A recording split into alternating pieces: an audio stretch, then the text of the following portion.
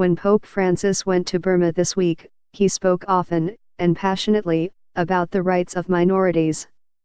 The future of Myanmar must be peace, a peace based on respect for the dignity and rights of each member of society, respect for each ethnic group and its identity, respect for the rule of law, and respect for a democratic order that enables each individual and every group, none excluded, to offer its legitimate contribution to the common good, he said at one interfaith prayer service.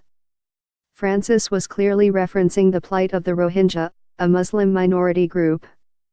The Burmese military has been engaged in a brutal clearance operation, burning villages and forcing nearly 650,000 Rohingya to flee to Bangladesh since August.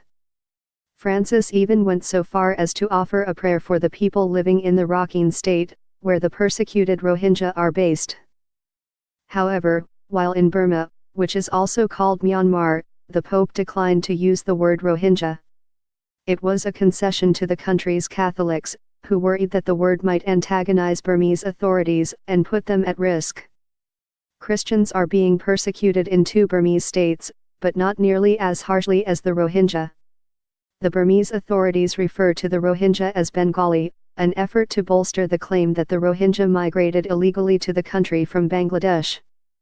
Bangladesh is now home to almost 1 million Rohingya refugees. That decision drew some serious backlash from the international human rights community.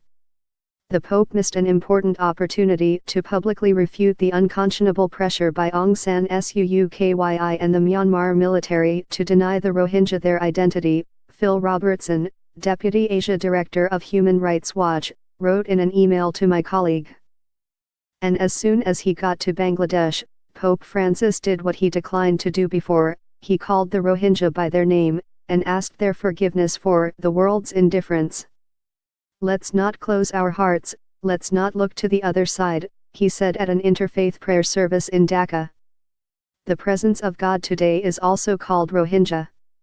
He also called the world to action, saying, none of us can fail to be aware of the gravity of the situation, the immense toll of human suffering involved, and the precarious living conditions of so many of our brothers and sisters, a majority of whom are women and children, crowded in the refugee camps. Aung San Suu Kyi calls Rohingya conflict a quarrel in surprise visit to affected areas. In Bangladesh, the Pope met with 16 Rohingya refugees. In the name of everyone, of those who persecute you, of those who've done you wrong, above all, the world's indifference, I ask you for forgiveness, Francis said. I now appeal to your big heart, that you're able to grant us the forgiveness we seek. One of the Rohingya introduced to Francis was Muhammad Ayub, 32. His 3-year-old son was killed by the Myanmar military. Ahead of his meeting with Francis, he told Crux that he wanted the Pope to say Rohingya. Aung San Suu Kyi was a bright light for some Rohingya.